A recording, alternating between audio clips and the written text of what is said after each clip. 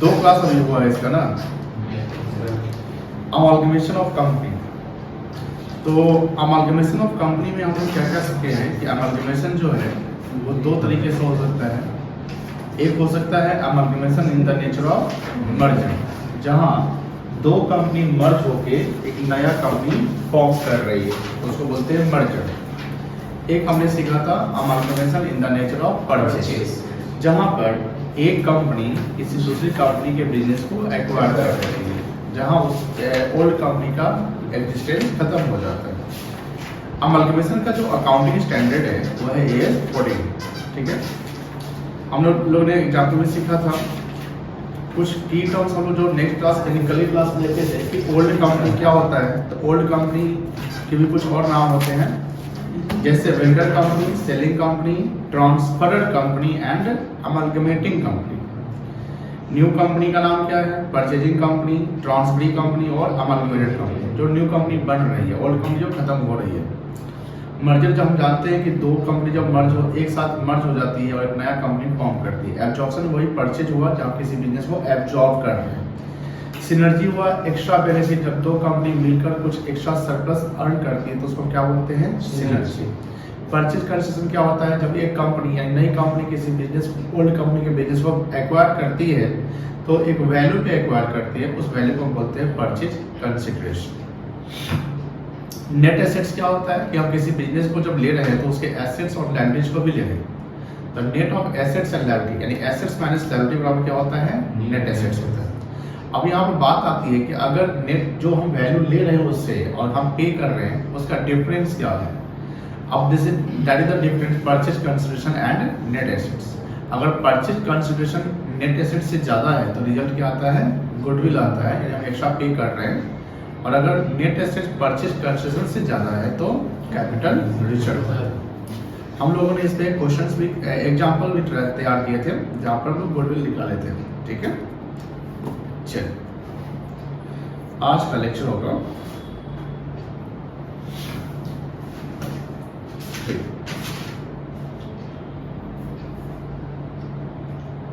Date क्या है? 13 अक्टूबर।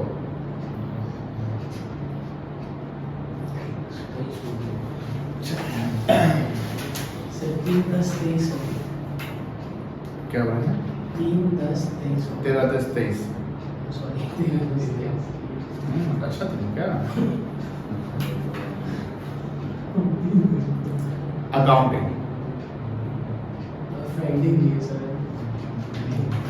कल तो भारत पाकिस्तान का मैच हुई है। Accounting for amalgamation.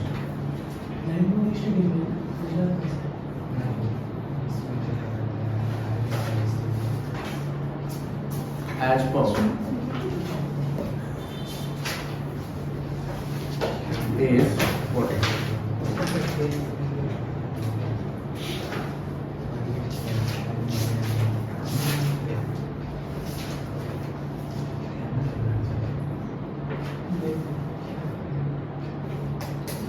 in case of amalgamation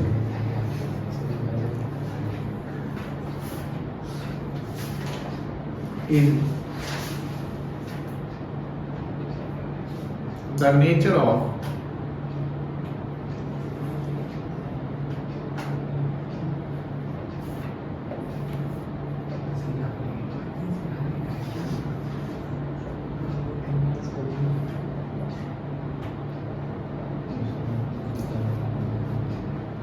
merger,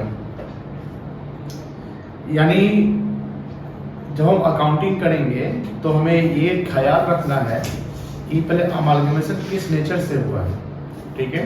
क्या वो मर्जर का नेचर है कि परचेज का नेचर है?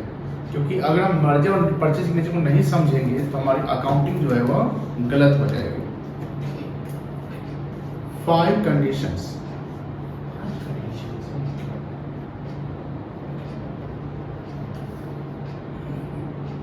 must be satisfied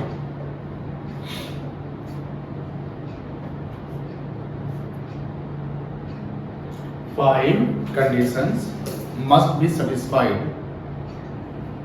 when amalgamation is in the nature of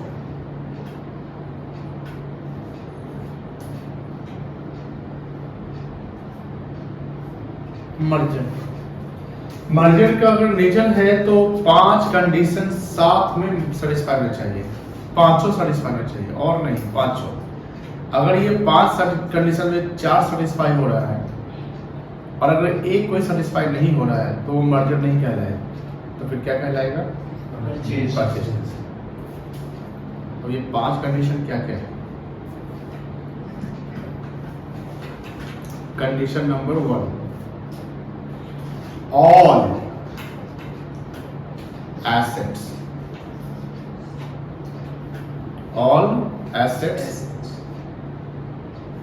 and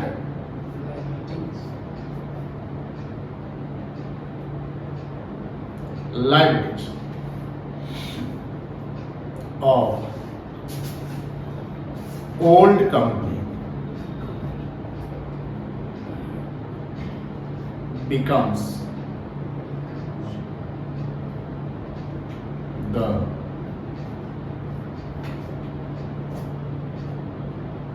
assets and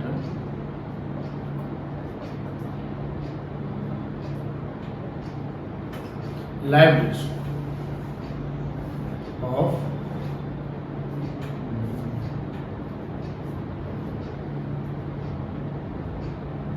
new. समझ में आया? हम मर्ज हो रहे हैं, हम क्या हो रहे हैं? मर्ज हो रहे हैं। तो हम जब मर्ज हो रहे हैं, जैसे वोडाफोन आइडिया मर्ज हुआ ना, तो वोडाफोन आइडिया मर्ज हुआ तो वोडाफोन का सारा एसेट लायबिलिटी और आइडिया का सारा एसेट लायबिलिटी दोनों साथ में आएगा और वीआई के पास चला जाएगा। क्योंकि यहाँ क्या है कि जो 2 कंपनी है मर्जर में, तो क्या है 3 कंपनी का एग्जिस्टेंस, 3 कंपनी का टोटल कितना होता है? 3 कंपनी। कैसे कि मर्ज जब होंगे तो मर्ज होने के लिए आपको 2 चाहिए ना। जैसे आप 2 मर्ज हुए तो एक नया बन गया ना, ठीक है? जैसे x है और y है, अब x एक है y दूसरा है, 2 हो गया और ये दोनों मर्ज हुआ तो एक कुछ बनेगा, xy बन गया। जैसे xy बन गया तो तीसरा भी पैदा हो गया। तो मर्जर के केस में आप x का जितना भी एसेट लायबिलिटी है, y का जितना भी एसेट लायबिलिटी है, वो किसका बन गया? xy limited. तो मर्जर का पहला कंडीशन क्या है कि जितना भी assets liability seller company, selling company का है या आप क्या कह सकते हैं वेंडर कंपनी का है, ओल्ड कंपनी का है, वो किसका होना चाहिए? न्यू कंपनी, यानी परचेजिंग कंपनी होना चाहिए। ठीक है? एग्जाम्पल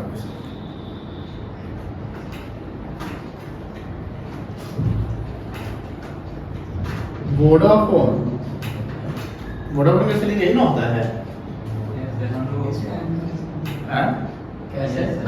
यही सेल होता है उसका। India limited and idea cellular limited merge and becomes Vodafone Idea Limited. All assets of Vodafone and Idea becomes the all assets and liabilities. ठीक ना? All assets and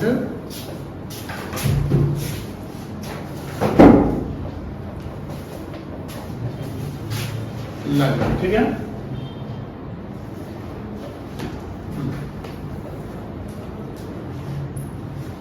Becomes the assets and liability of Vodafone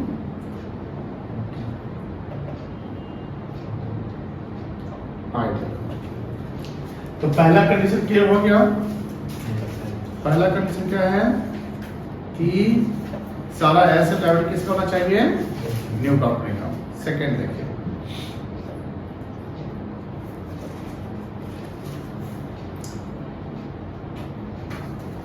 at least 90% of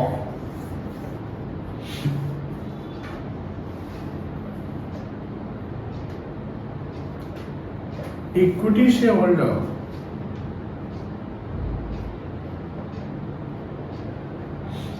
becomes the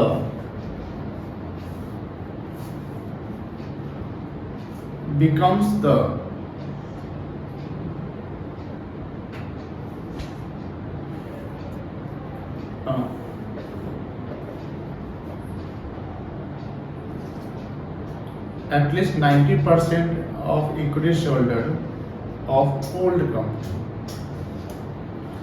becomes the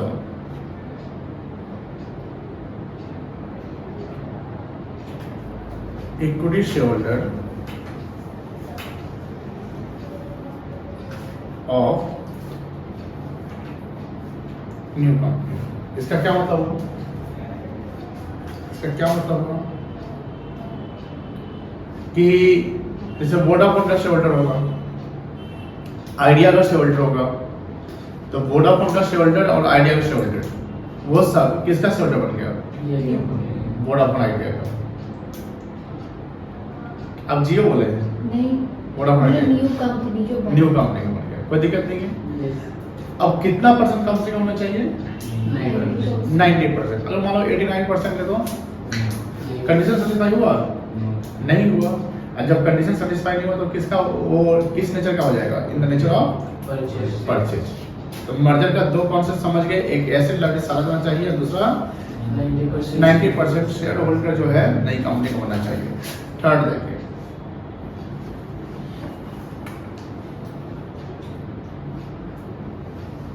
new company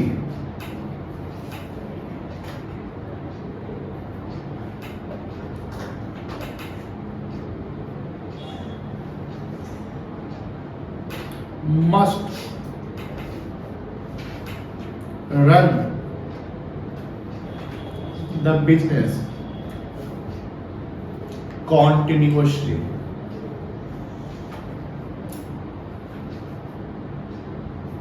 इसका मतलब ये हुआ कि जब Vodafone और idea मिल रहा था तो वोडाफोन आइडिया बना, तो वो मिला क्यों? मर्ज क्यों हुआ? बंद होने के लिए कि चलने के लिए? चलने के लिए। ऑब्वियसली चलने के लिए। दैट्स वाई कि जब भी न्यू कंपनी बनेगी तो उसका इंटेंशन होना चाहिए टू कंटिन्यू देयर बिजनेस। ऐसा नहीं कि मिल गया अब चलो बंद कर देते हो, ऐसा नहीं। आपको क्या करना पड़ेगा? कंटिन्यू करना पड़ेगा। इसको हम बोलते हैं कंपनी के लॉ की भाषा में परपेचुअल सक्सेशन। याद है क्या था ये? शेयर होल्डर कहीं भी जाए कुछ भी कंपनी को कोई फर्क नहीं पड़ता। परपेचुअल सक्सेशन ये हुआ कि कंपनी गोइंग कंसर्न है, उसमें मेंबर डायरेक्टर जो है वो आते जाते हैं, बट कंपनी फोर्सेबल फ्यूचर के लिए अपना बिजनेस चलाती है। उसको बोलते हैं परपेचुअल सक्सेशन। थर्ड हो गया। फोर्थ देखिए,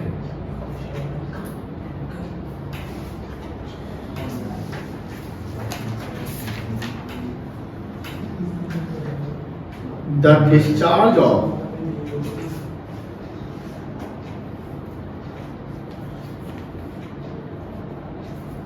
purchase consideration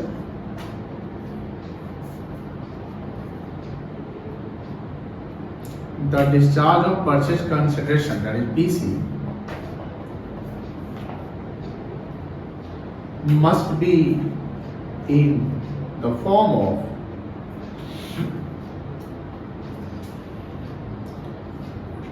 equity shares,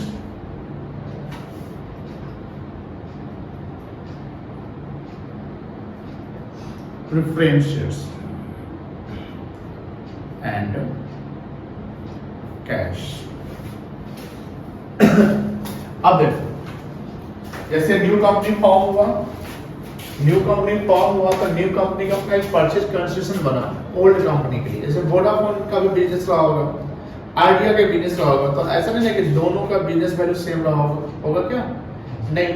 मान लो कि वोडाफोन कंपनी का बिजनेस है 50,000 करोड़ का, आइडिया का बिजनेस है 40,000 करोड़ का, है ना? और हम उसके बिजनेस को 50,000 करोड़ में खरीद लिए और आइडिया बिजनेस को 40,000 करोड़ में खरीद लिए, तो मेरे लिए टोटल वैल्यू कितना हो गया? 90,000 करोड़। तो आइडिया वाले का तो डिस्चार्ज करेंगे ना, उनके भी शेयर होल्डर होंगे। कौन बोल रहा है? वोडाफोन आइडिया बोल रहा है। तो हम इनका पीसी डिस्चार्ज करेंगे और उनका पीसी डिस्चार्ज करेंगे। पीसी डिस्चार्ज करने का मतलब हुआ जो हमने आपसे खरीदा उसी का हम पेमेंट करेंगे। तो payment in the form of क्या होना चाहिए? Equity and preference share. हमने बोला था कि 90% कम से कम होना चाहिए क्या? Share holder. जो पुरानी कंपनी का किस में जाएगा? नई कंपनी। तो थोड़ा बहुत हो सकता है, जैसे मतलब फ्रैक्शन में आ गया, या थोड़ा बहुत होगी 90% एटलीस्ट है, तो 10% पेमेंट कर सकते हैं ना। थोड़ा बहुत आप कैश या सिक्योरिटी में पेमेंट कर सकते हैं, लेकिन ध्यान रखिएगा पीसी का डिस्चार्ज मर्जर केस में हमेशा जो है शेयर के रूप में कर दिया जाएगा। यानी आप जो शेयर होल्डर उसके हैं आपको फिर शेयर ही मिल जाएगा, लेकिन हाँ नंबर ऑफ शेयर चेंज हो सकता है। अब नंबर ऑफ शेयर कैसे चेंज हो सकता है? जैसे मान लो वोडाफोन के शेयर का फेस वैल्यू 10 रुपया है, आइडिया के शेयर का फेस वैल्यू मान लो कि 15 रुपया है या 20 रुपया है। तो अब शेयर का फेस वैल्यू अलग है और ये कंपनी जो नई कंपनी बन रही है अपना फेस वैल्यू बढ़ाएगी ना। 10 भी नहीं रख सकते, 10 और 15 तो ऐसे नहीं दो को फेस वैल्यू रख सकती है, कोई एक ही फेस वैल्यू रखना पड़ेगा। अब मान लो कि VI बोलता है कि हम 10 रखेंगे फेस वैल्यू, तो ऑब्वियसली कि जिसका 15 रहा होगा जिसका 10 होगा उसका वैल्यू चेंज हो जाएगा। तो आपको कैसे पैसा मिलेगा, कैसे शेयर मिलेगा? आपका जितना वेल्थ है, जितना पीसी है, जैसे मान लो कि 50,000 करोड़, हाँ कितना पॉइंट हो गया आपका? 4 पॉइंट हो गया। एंड 5वां पॉइंट है नो एडजस्टमेंट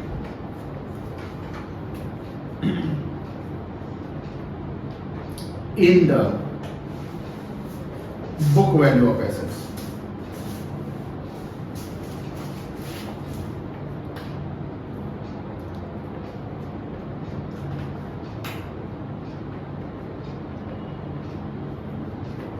जैसे मर्ज हो रहा है, तो मर्ज में क्या कि वोडाफोन मर्ज हो रहा है और आइडिया मर्ज हो रहा है, तो उनका जो वैल्यू एसेट लायबिलिटी जो बैलेंस शीट वैल्यू जिसको बुक वैल्यू कहते हैं वही वैल्यू को हम ले लेंगे। उनका जो बैलेंस शीट वैल्यू वही वैल्यू पे ले रहे हैं, यानी उनके साथ हम डिस्क्रिमिनेशन नहीं करेंगे। मेरी बात समझ नहीं ना? अब वोडाफोन का हम वैल्यू चेंज करते रहे, आइडिया का चेंज कर रहे हैं, तो वो दोनों क्या सोचेंगे? भाई मेरा कुछ कम हो रहा है, मेरा कुछ ज्यादा हो रहा है, ऐसा कुछ हो सकता है। इसलिए जो आपका बुक वैल्यू है वही वैल्यू हम ले लेते हैं। आपका जो बुक वैल्यू है वही वैल्यू, क्योंकि नई कंपनी जो वोडाफोन आइडिया बन रही है वो तो यही दोनों कंपनी के है ना, यही दोनों कंपनी मर्ज हुआ। परचेज के केस में क्या होता है? एग्रीड वैल्यू होता है। परचेज करेंगे, in the nature of purchase में क्या होता है? Agreed value. जैसे हम आपके बिजनेस को एक्वायर कर रहे हैं, तो आप अलग हैं, हम अलग हैं। VI मर्ज हो रहा है तो VI बन रहा है ना, वोडाफोन आइडिया मर्ज हो रहा है तो क्या बन रहा है? VI बन रहा है। तो वोडाफोन आइडिया बोले तो VI बना, तो VI कौन है? वोडाफोन आइडिया ही है ना। तो उसके वैल्यू में कोई एग्रीड वैल्यू नहीं कर रहे हैं, बट एक मान लो कि ए कंपनी बी कंपनी को एक्वायर कर लिया तो ये परचेज कहला गया। तो जब ए कंपनी बी कंपनी को एक्वायर किया, परचेज कहलाया, तो हम आपके एसेट्स का वैल्यूएशन करेंगे। भैया आपका एसेट्स इतना लगेगा, आपके लायबिलिटी का वैल्यू इतना होगा। तो मर्जर के 5 कंडीशन आपने क्या देखा? मर्जर का 5 कंडीशन देखा। पहला कि सारा एसेट लायबिलिटी जो है ओल्ड कंपनी का किसका बन जाएगा? New company. ये सब और नहीं है, एंड है। मतलब पांचों साथ में कंडीशन सेटिस्फाई होनी चाहिए। कितने कंडीशन? 5 कंडीशन साथ में सेटिस्फाई होनी चाहिए। पहला एसेट लायबिलिटी सब बन जाएगा नया कंपनी का। दूसरा 90% से और उससे अधिक से ऑर्डर आपका बनेगा ओल्ड कंपनी का, किसका? न्यू कंपनी का। जो नई कंपनी बन रही है उनका इंटेंसिव बिजनेस को रन करना होगा।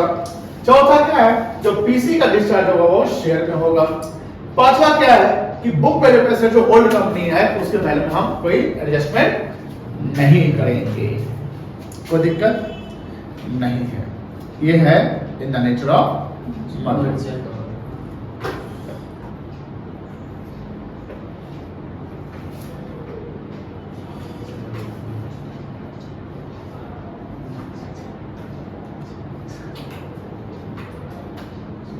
ठीक है मुझे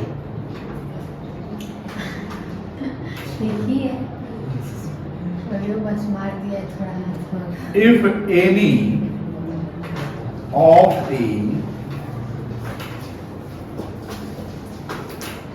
above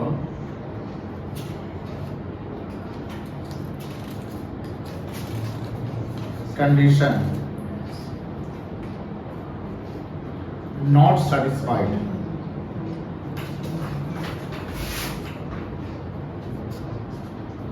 if any of the above conditions not satisfied, then it is deemed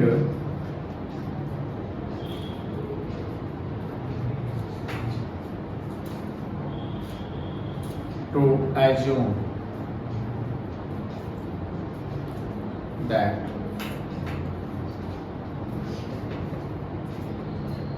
amalgamation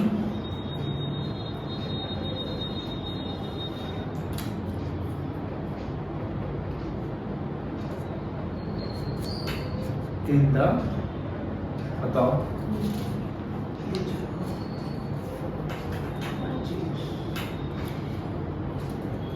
nature of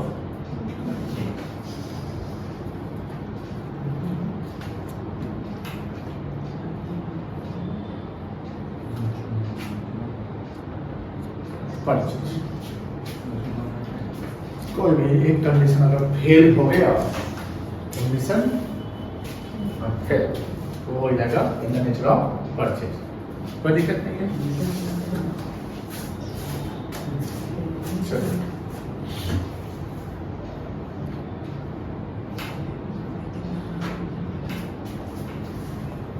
pulling, pulling मतलब क्या होता है? अच्छा वो पी यू डबल पुल मतलब क्या होता है? अब पुश मतलब पुलिंग ऑफ इंटरेस्ट मेथड पूछेगा। Pulling of interest method is used for accounting in the nature of क्या merger।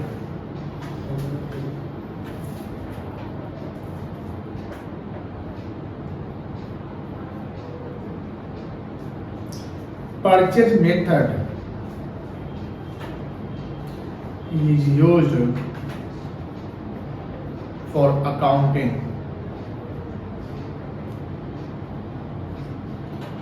in the nature of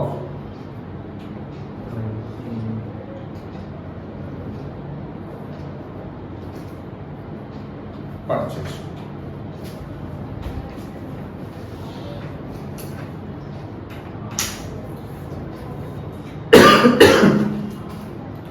The difference between, ध्यान से दीजिए देखिएगा, PC and net assets. PC मतलब बहुत अच्छा जवाब मिला। The difference between PC and net assets under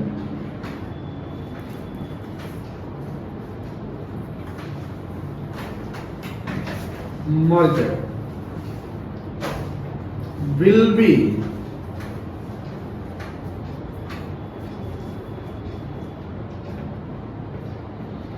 transferred to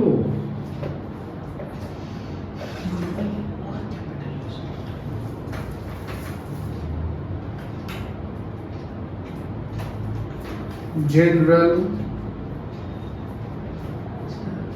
reserve।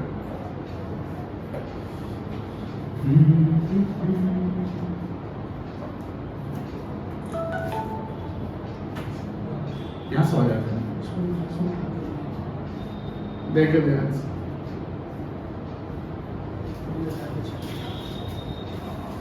हमने कल बताया था, वो ये नहीं बताया था कि in the nature of merger, in the nature of purchase, ठीक है।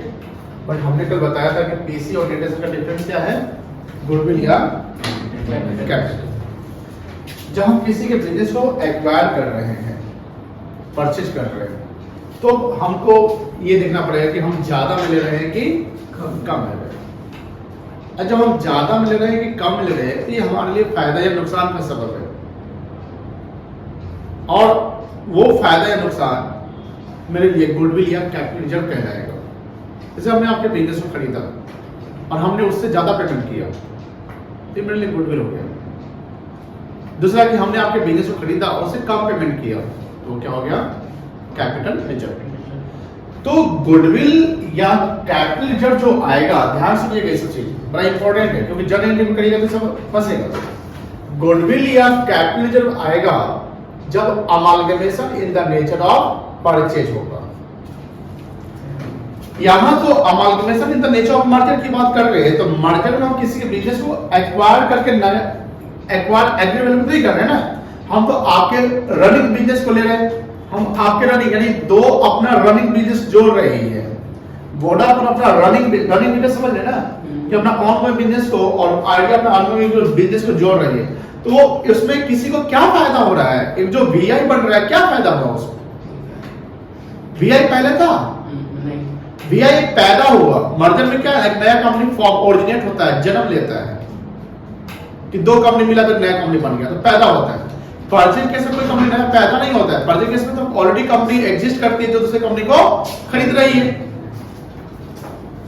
और जब खरीद रही है तो उसको फायदा नुकसान दिखेगा। लेकिन जो वीआई बन रहा है वो फायदा नुकसान उसको नहीं दिखेगा, तो रनिंग बिजनेस को हम कर रहे हैं, वहां जो प्रॉफिट अगर बनेगा तो वो कहां जाएगा, जनरल रिजर्व में। तो यही हमने बोला कि the difference between PC and net assets under the merger will be transferred to general reserve. या जनरल रिजर्व डेबिट होगा या जनरल रिजर्व क्रेडिट होगा, बट जनरल रिजर्व ही होगा। दूसरा,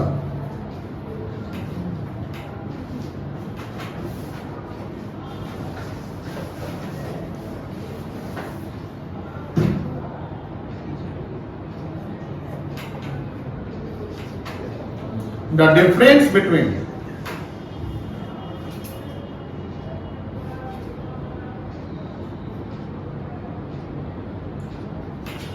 purchase consideration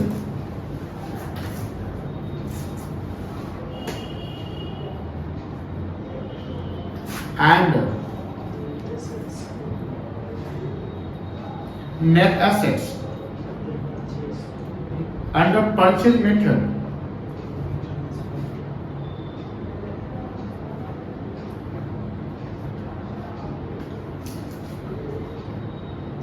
will be transferred to, अब बताइए अब क्या होगा, कहां ट्रांसफर होगा?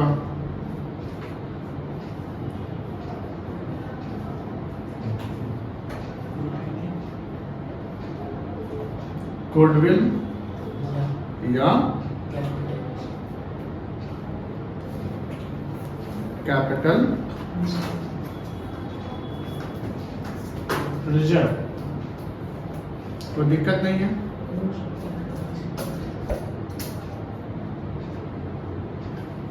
गुडविल कब आएगा? पीसी माइनस नेट एसेट्स, और ये क्लियर है, कोई दिक्कत नहीं ना है।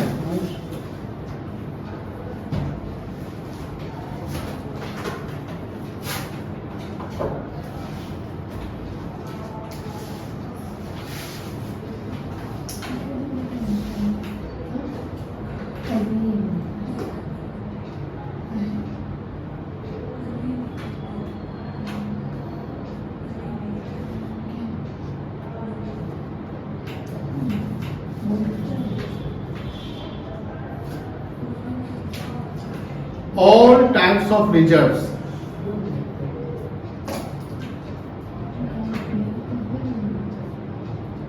whether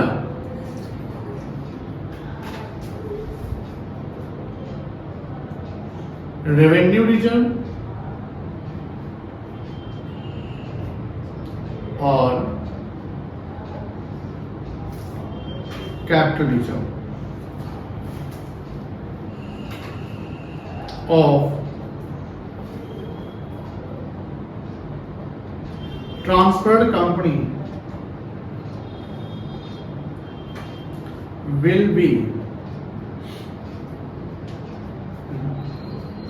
will not be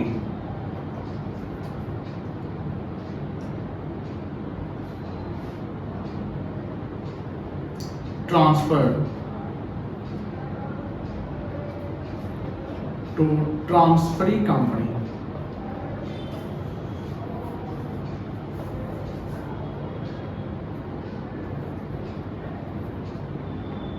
in the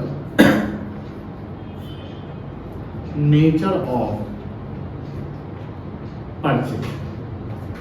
यानी amalgamation in the nature of purchase अगर है तो उस केस में ट्रांसफर कंपनी का जो रिजर्व वगैरह है वो सब ट्रांसफर कंपनी का ही शेयर होल्डर बांट लेगा।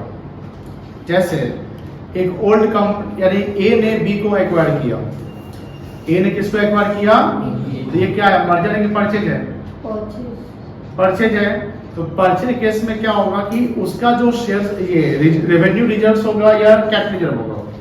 रेवेन्यू रिजर्व कैपिटल रिजर्व जानते हैं, जैसे जनरल रिजर्व हो गया, एसपीआर हो गया, कैपिटल रिजर्व हो गया, रिजर्व फंड हो गया, डिवेंचर रिडम्पशन रिजर्व हो गया, कैपिटल रिडम्पशन रिजर्व हो गया, रीवैल्यूएशन रिजर्व हो गया, statement of profit and loss हो गया। These are the reserve and surplus जो रेवेन्यू और कैपिटल है। तो ये रेवेन्यू और कैपिटल रिजर्व को ट्रांसफर कंपनी का शेयर होल्डर यानी ओल्ड कंपनी का शेयर होल्डर खुद बांट लेगा, वो नई कंपनी में नहीं यानी परचेजिंग कंपनी में नहीं जाएगा।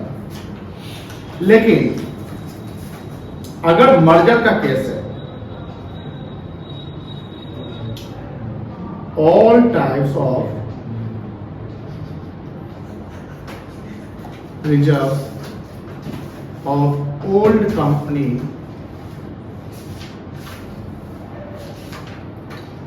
will be transferred to new company। लेकिन मर्जर केस में क्या होगा, जितने भी रिजर्व कहा जाएगा न्यू कंपनी को चला जाएगा in the nature of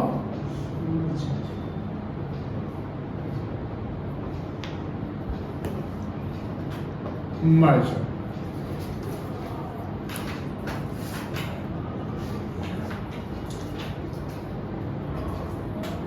statutory reserve जानते हैं क्या होता है? स्टैट्यूटरी रिजर्व क्या होता है? स्टैट्यूटरी मतलब क्या होता है? स्टैट्यूटरी सॉरी तो बता सकता है? लीगल लॉ कुछ ऐसे रिजर्व्स हम बनाते हैं जो लीगल कंप्लायंस को पूरा करने के लिए होते हैं। कुछ ऐसे रिजर्व बनाते हैं जो लीगल कंप्लायंस मतलब इनकम टैक्स का पेमेंट करना है, प्रोविडेंट फंड का पेमेंट करना है, कोई भी ऐसा टैक्स वगैरह है, कोई भी कंप्लायंस है उसका पेमेंट करना है, तो वो हमारे लिए स्टैट्यूटरी रिजर्व के लिए यूज होता है। तो जो स्टैट्यूटरी रिजर्व है वो रेवेन्यू रिजर्व और कैपिटल रिजर्व से अलग होता है। तो जो हमारा स्टैट्यूटरी रिजर्व होगा उसको क्या करेंगे, will be transfer to new company in both of the case। both of the case मतलब चाहे वो मर्जर हो या चाहे वो परचेज हो, वो दोनों केस में चला जाएगा। लिख लिए हैं क्या? लिख लिए, वेरी गुड। चलिए कहां से लिखे तब लोग? यहां से। मर्जर और परचेज अकाउंटिंग। पहला मर्जर का केस में कितना कंडीशन सेटिस्फाई होना चाहिए? 5 कंडीशन। क्या क्या 5 कंडीशन बताइए? 5 बच्चे हैं ना, एक एक बताइए। पहले आप बताइए बेटा। एसेट्स और लायबिलिटी जो कंपनी के हैं वो न्यू कंपनी के। तो दूसरा कंडीशन आप बताइए। आप बताइए दूसरा condition. Second 90% equity share holder new company में 90%। सीजन आप बताइए तीसरा। बोलो। बोला शर्माता है। तो बताओ वैभव, बोलो बोलो, जो बात तो बच्चा बोल दिएगा। 3 और है, आप बताइए तीसरा बताइएगा। अभी नहीं आ रहा क्या था। फिर से याद कीजिए। Comparing business होना पहला क्या है कि सारा एसेट्स हो चला जाएगा उसके पास। दूसरा है कि कम से कम 90% शेयरहोल्डर उसका बनेगा। तीसरा क्या है कि कोई भी बुक वैल्यू एसेट्स में कोई एडजस्टमेंट नहीं होगा।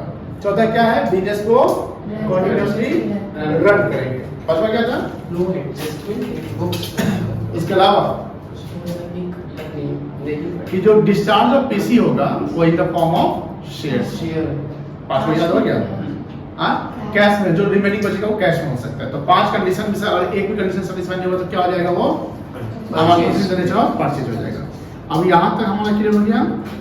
चलिए, मर्जर के केस में pooling of interest method apply होता है अकाउंटिंग के लिए। क्या होता है, अब ये लोग एंट्री नहीं के कलम में एंट्री सीखेंगे। मर्जर के साथ कौन सा मेथड अप्लाई होता है, pooling of interest method. Purchase case में क्या अप्लाई होता है, परचेज मेथड। द डिफरेंस, हाँ ये ध्यान रखिएगा, जनरली जब जो है जनरली जब पीसी और नेट एसेट का डिफरेंस है वो किस केस का है, मर्जर का। और गुडविल कैपिटल जो आएगा किस केस में आएगा, परचेज में आएगा। कोई दिक्कत नहीं है। उसके बाद अगर ओल्ड का जैसे in the nature of purchase है, ध्यान से सुनिएगा, in the nature of purchase है और वहां पर ओल्ड कंपनी का रिजर्व है, कैपिटल रिजर्व है, रेवेन्यू रिजर्व है, तो क्या वो न्यू कंपनी में ट्रांसफर करेंगे कि नहीं करेंगे, करेंगे कि नहीं करेंगे। पढ़िए, वो अगर in the nature of purchase है, ध्यान सुनिएगा, in the nature of purchase है तो जो भी रेवेन्यू रिजर्व या कैपिटल रिजर्व होगा वो ट्रांसफर नहीं होगा। किस केस में, लेकिन मर्जर केस में ट्रांसफर हो जाएगा। कोई दिक्कत नहीं है, यहाँ तक क्लियर हो गया। उसके बाद हाँ, स्टैट्यूटरी रिजर्व की बात करते हैं तो स्टैट्यूटरी रिजर्व अलग टाइप का रिजर्व है, या मर्जर केस हो या परचेज केस हो और नई कंपनी में ट्रांसफर कर दिया जाएगा, बिकॉज वो लीगल कंप्लायंस को पूरा करने के लिए उससे उन्हें थोड़ी बांटेगा स्टैट्यूटरी रिजर्व। स्टैट्यूटरी तो गवर्नमेंट के लिए है, दैट्स व्हाई शेयरहोल्डर का नहीं है तो चला जाएगा न्यू कंपनी को। कोई दिक्कत नहीं है, क्लियर है।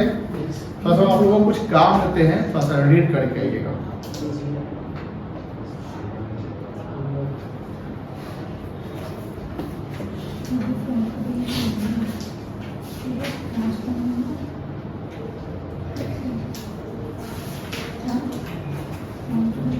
पेज नंबर 45 पढ़ लीजिएगा। 46 में मर्जर और परचेज डिफरेंस पढ़ लीजिएगा। और हाँ, पेज 47 पे एक टेबल है, चार्ट है रिजर्व का, फंड का, प्रोविजंस का, उसको लिख लीजिएगा, लिख के लाइएगा तो दिख गया चार्ट 47 पे। इंपॉर्टेंट।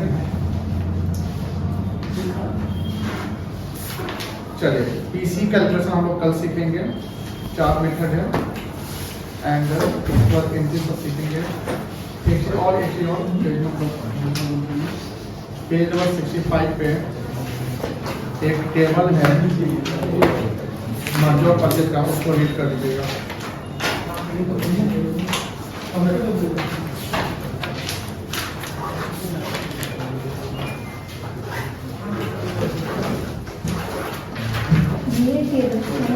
सॉरी नहीं, इसको फॉलो